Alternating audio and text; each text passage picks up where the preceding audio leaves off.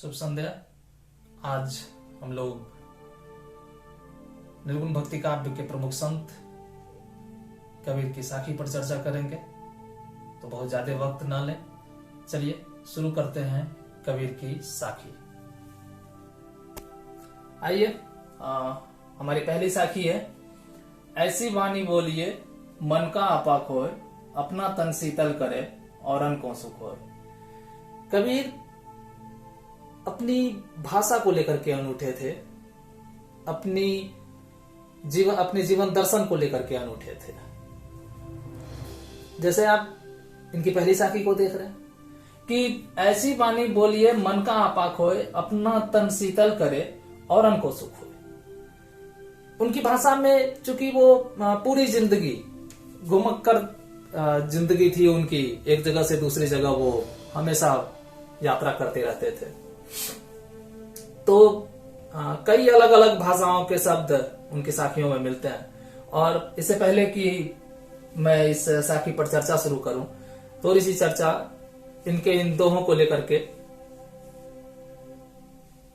कि उनके दोहों को साखी क्यों कहते हैं, साखी क्यों कहा जाता है। साखी दरअसल साक्ष्य शब्द का ही तद्भव रूप है। कबीर ने चूंकि वो निर्गुण भक्ति परंपरा के थे, मूर्ति पूजा के विरोध थे, आडंबरों के विरोध थे, तो अपने अनुभव से उन्होंने जो जाना था या जितना जाना था उन्होंने, वो प्रत्यक्ष अपने अनुभव की बातें लोगों तक पहुंचाने की कोशिश करते थे, लोगों तक पहुंचाते भी थे। तो उनके प्रत्यक्ष ज्ञान पर आधारित जो उनके दोहे हैं, मतलब उन ज्ञान के स्वयं कबीर साक्षी थे, इसीलिए उनके दोहों को साखी कहा गया या स्वयं उन्हें साखी कहते थे। आइए शुरू करते हैं कि ऐसी वाणी बोलिए मन का आपा खोए, अपना तन शीतल करे औरन को सुख होए। शिक्षाप्रद साखी है उनकी ये, ऐसी वाणी बोलिए मन का आपा खोए। इंसान थोड़े से हासिल होने के बावजूद भी अहंग में डूब जाता है, वो अपने आप को श्रेष्ठतर सिद्ध करने में शामिल हो जाता है, श्रेष्ठतर सिद्ध करने में लग जाता है। तो उसी अहंग को खोने की चर्चा कर रहे हैं यहाँ पर कबीर कि अपने अहंग को खोकर, अपने घमंड को खोकर हम हमेशा सरल और मीठी वाणी बोले और हमारे बोल, हमारे शब्द हमारे मुंह से ऐसे निस्सरित हों कि हमें स्वयं तो अच्छा लगे ही, औरों को भी अच्छा लगे, और जब दूसरों को अच्छा लगेगा तो प्रतिक्रिया स्वरूप जो हमें मिलेगा वो भी अच्छा ही मिलेगा। इसीलिए वो कहते हैं कि अपना तन शीतल करे औरन को सुख होए। हमारी भाषा जो है, हमारे वक्तव्य जो होते हैं, वो स्वयं ना सिर्फ हमें बल्कि सामने वाले को भी अच्छा महसूस करवाते हैं। अगर सामने वाले को अच्छा महसूस हो तो ही हमें भी अच्छा लगता है, या तभी हमारा अंतर्मन जो है वो भी शांत रह पाता है। अन्यथा अगर हम दूसरों को अच्छी बातें ना बोले तो प्रत्युत्तर में हमें भी वैसी ही चीजें सुनने को मिलेगी और हम भी अशांत हो जाएंगे, हम भी अच्छा महसूस नहीं करेंगे। इसीलिए यहां वो कहते हैं कि ऐसी वाणी बोलिए मन का आपा खोए, अपना तन शीतल करे औरन को सुख होए।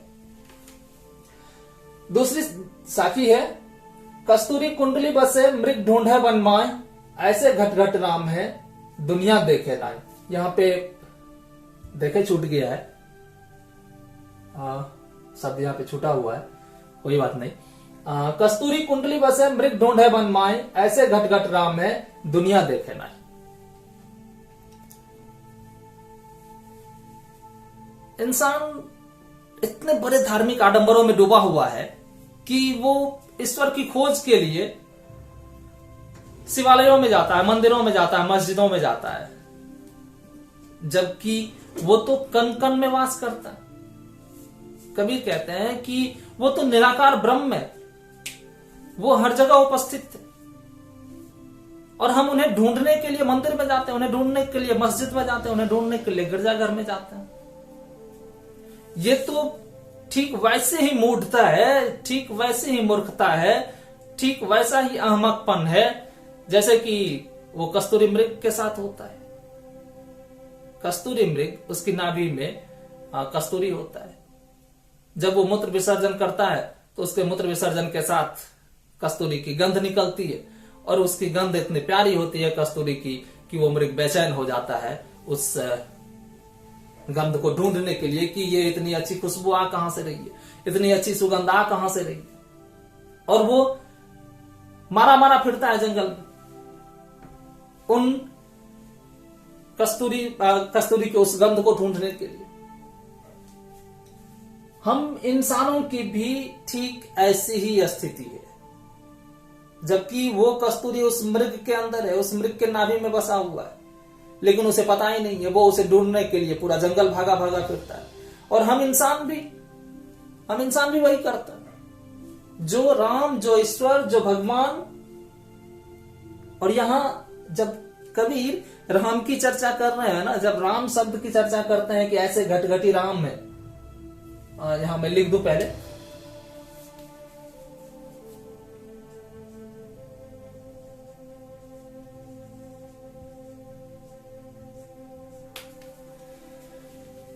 कबीर जब राम की चर्चा करते हैं ना, तो ये मर्यादा पुरुषोत्तम राम नहीं है, ये दशरथ पुत्र राम की चर्चा नहीं करता।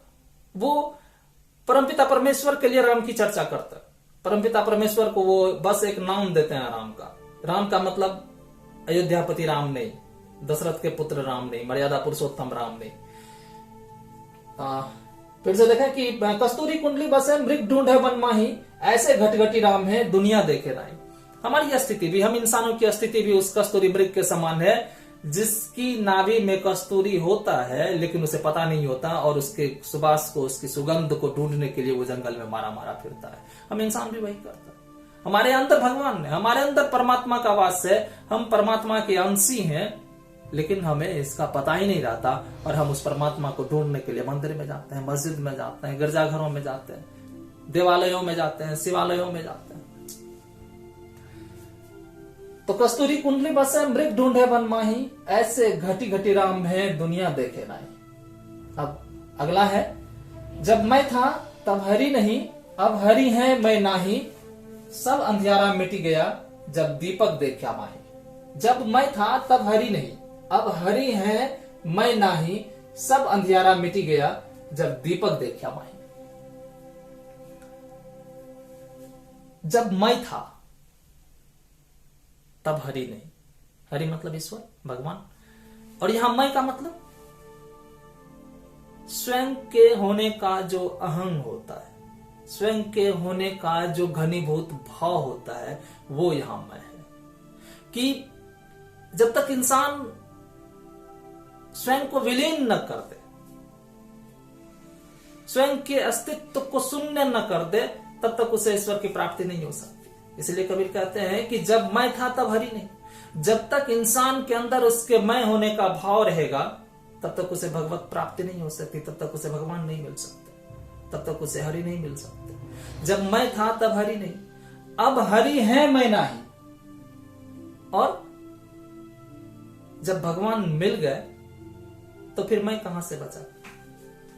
एक छोटे से उदाहरण से हम इसको समझ सकते हैं कि पानी की एक बूंद स्वयं को जब तक बचाने की कोशिश करेगी, वो तब तक समुद्र नहीं बन सकती। लेकिन उस पानी के एक नन्हे से बूंद में संभावना है समुद्र बन जाने की, उस पानी के अथाह सागर को स्वयं अपना लेने की।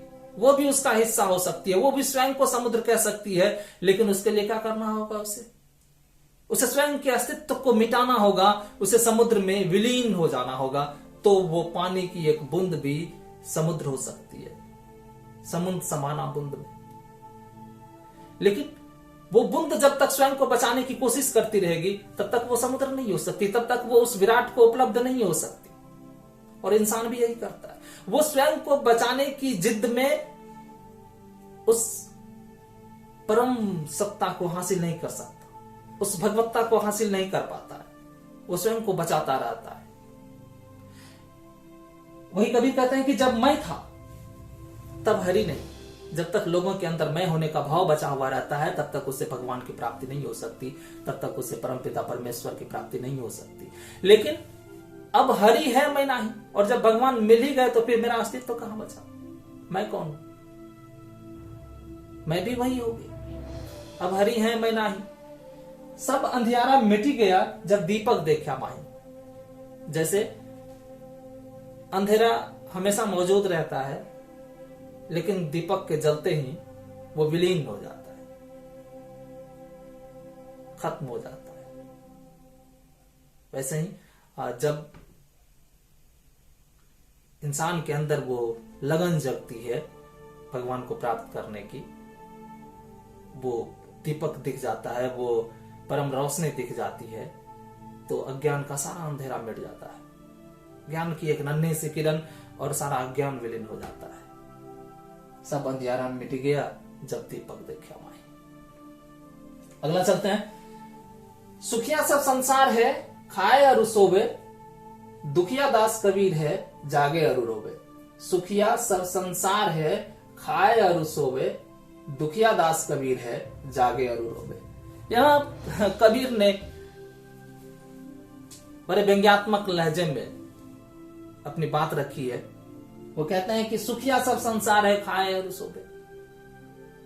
ये पूरी मानव जाति जो है, पूरा जग जो है, वो सुखी है, खाता है और सोता है। दुखिया दास कबीर है जागे और रोवे। वो स्वयं के बारे में कहते हैं कि इकलौता मैं दुखी हूं जो जागता हूं और रोता रहता हूं। अब इसको विस्तृत संदर्भ में समझने की कोशिश करें हम। वो कहते हैं कि सुखिया सब संसार है जागे खाए और सोवे। वो संसार की मूढ़ता पर, इंसानों की मूढ़ता पर हंसते हैं, या उस पर हंसते नहीं, यहां दुखी होते हैं, वो रोते हैं। कहते हैं कि इतनी अज्ञानता भरी हुई है इंसानों में कि वो पशुवत व्यवहार कर रहा है। अभी इंसानी जिंदगी मिली है हमें और हम पशुओं की तरह जिए चले जा रहे हैं। हम पैदा होते हैं, बड़े होते हैं, बच्चे पैदा करते हैं, उसकी परवरिश करते हैं और फिर मर जाते हैं। यही छोटी सी कहानी है इंसान की, सब यही करता। तो कबीर कहते हैं कि इतना काम तो पशु भी करते हैं। वो भी बच्चे पैदा करते हैं, वो भी भोजन जुटाते हैं, वो भी अपने बच्चों की परवरिश करते हैं और इस दुनिया से विदा हो जाते हैं। तो फिर हम में और पशुओं में, जानवरों में फर्क क्या रह गया? और इंसानों की इसी अज्ञानता, इसी मूढ़ता पर उन्हें रोना आता है। वो कहते हैं कि सुखिया सब संसार है खाए और सोवे। खाना और सोना, बस यही दो काम रह गया है इंसानों को। ज्ञान को उपलब्ध होना नहीं है, ज्ञान की प्राप्ति करनी नहीं है, बुद्धत्व को उपलब्ध होना नहीं है, बस खाना और सोना, अच्छे भोजन मिल जाए, अच्छी नींद आ जाए। हर इंसान की यही प्राथमिकता रह गई। हमारे सारे उपभोग की चीजें भी इसी चीज की परिचायक, कि हमें कितना बेहतर से बेहतर भोजन मिले, हमारी जीवन शैली कितनी बेहतर हो जाए, हमें नींद कितनी सुकून भरी हो। लेकिन कबीर कहते हैं दुखिया दास कबीर है जागे और रोवे।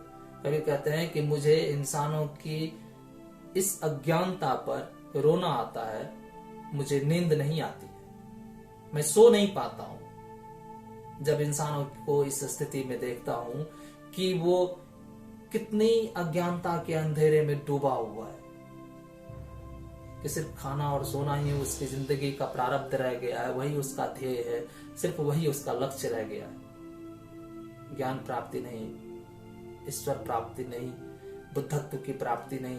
ये किसी भी इंसान की, या जिस इंसान की प्राथमिकता में शामिल नहीं है, वैसे इंसानों पर कबीर को रोना आता है। वो कहते हैं कि दुखिया दास कबीर जागे और सोवे। आज के लिए बस इतना ही। मिलते हैं साखी के दूसरे हिस्से में। आज के लिए बस शुभ विदा।